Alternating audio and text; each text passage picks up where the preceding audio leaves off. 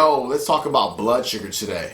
Now, in order to understand blood sugar, you have to also understand processed carbohydrates, okay? You gotta know about sugar, you have to know where enriched flour comes from. And when you look at your ingredients, like from now on, like when you look at your ingredients, you're gonna see enriched flour in just about everything. It's so important to understand where it comes from and what it's doing to your health, what it's doing to your weight, how it could be making you diabetic. You have to know that in order to, get to where you wanna go.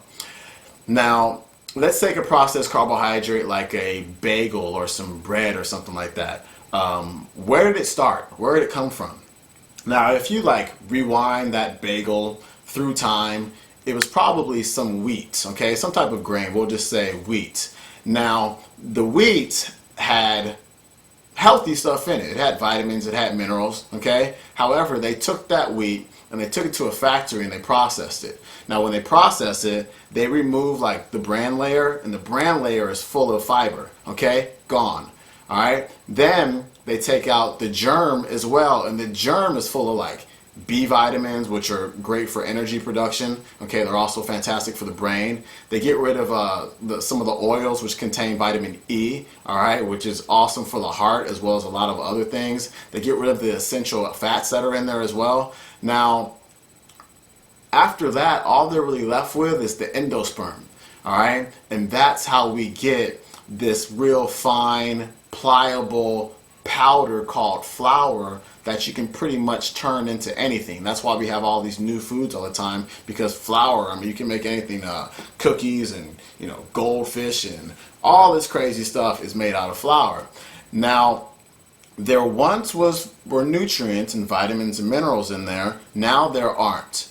And so it's basically a nutrient-bearing flour. And what they have to do is add some vitamins and minerals back to it. And that's called enrichment. Now, do you think that they add the same vitamins and minerals back to it that they took out of it? No. They add just some basic vitamins that are made in a laboratory, all right, which your body's probably not going to recognize in the first place. And then they take these vitamins that are mixed in with the flour and they put it in a hot oven, heat it up, and then it destroys the vitamins, okay? Some of the minerals stay because it's hard to destroy minerals, but you lost all the vitamins, so there's really no point. It's still really a nutrient-bearing food, all right? And so if you think about this, what is the purpose of your digestive system? The purpose of your digestive system is to break foods down, right? However, the food is already broken down for you before it even gets into your mouth, all right? Do you see how that can have hazardous implications for your health? Now, since the fiber is gone, since the vitamins and minerals are gone, that bread, that bagel, that whatever, literally zooms to your digestive system, okay? Down your esophagus, through your stomach, all right? And then goes into your small intestine. And what happens is you get a splash of sugar into your bloodstream, okay? Let's get into the blood sugar part. This is what I call the zone. You want to stay in here with your blood sugar. This is where I really try hard to stay, and I pretty much mastered this, all right? Because I have to stay upbeat. I have to stay energetic. I can't be moody all the time and whatnot. I'm trying to avoid, and you're trying to avoid, being up here, hyperglycemia, too much blood sugar. You're trying to avoid being down here, hypoglycemia, too little blood sugar. Now, when you wake up in the morning, your blood sugar's on the low side, all right, because you haven't eaten for 8-9 hours maybe. So you just ate that bagel with no fiber, no vitamins, no minerals, okay? You got a splash of sugar into your bloodstream. What happens to your blood sugar? It spikes, okay? You're feeling good momentarily, but what does the body do? How does it respond to too much sugar in the bloodstream? All right? You need insulin. So the pancreas is like, yo, there's mad sugar in the bloodstream. We got to take this thing down. All right? And so think of it like this. Pancreas shoots out insulin. All right? And let's imagine like my hand is a receptor. No, it's a cell. And the pen cap here is a receptor.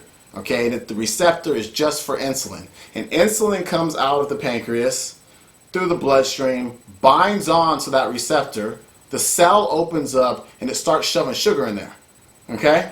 But usually when the sugar is so high in the bloodstream, the cell sucks too much in. So what happens to your blood sugar? Bam, you drop. Okay? Everybody knows what it feels like to crash. Okay? You know, when you eat something and then an hour later you feel like tired, but you might have just woke up, or you feel hungry, but you just ate. Okay? That's what it feels like to crash. You're irritable, you're cranky, you're lethargic. All right? Now, what are you craving when your blood sugar crashes? Are you craving broccoli and cauliflower? No, you're craving more carbohydrates. You're looking for the donuts. You're looking for the vending machine. You want something sugary because your body is not dumb.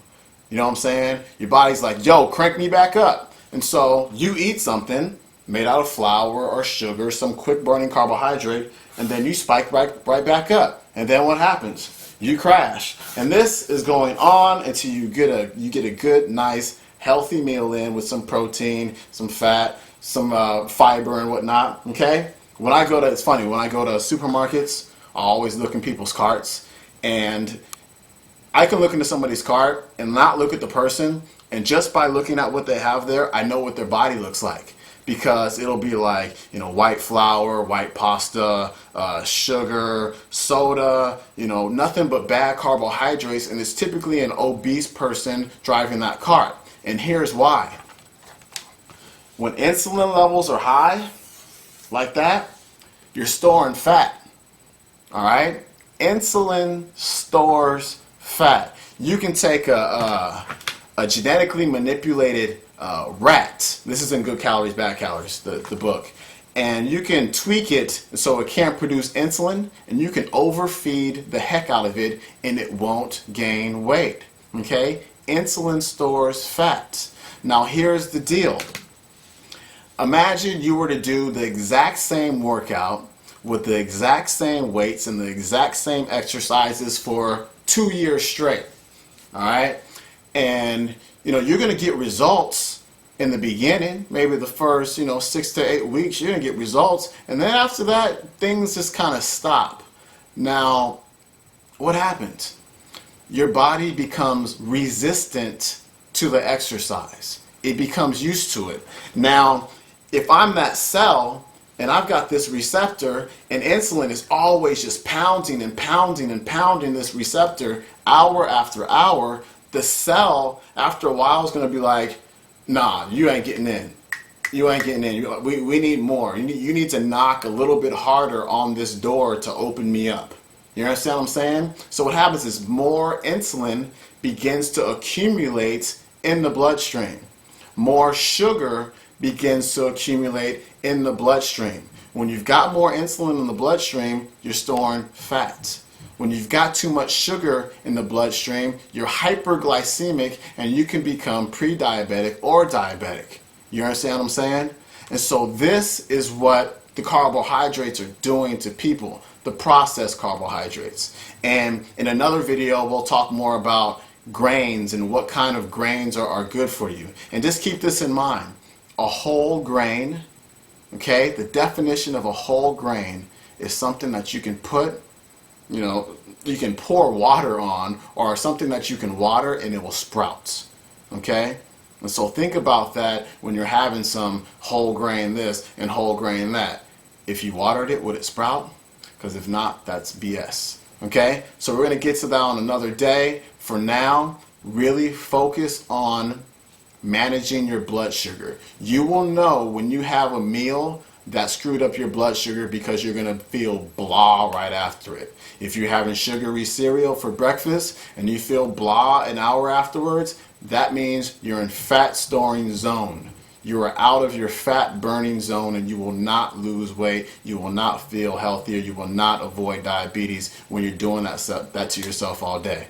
Okay, I got to get out of here. This is a long video. We'll do another part soon. I'll see y'all later. Peace.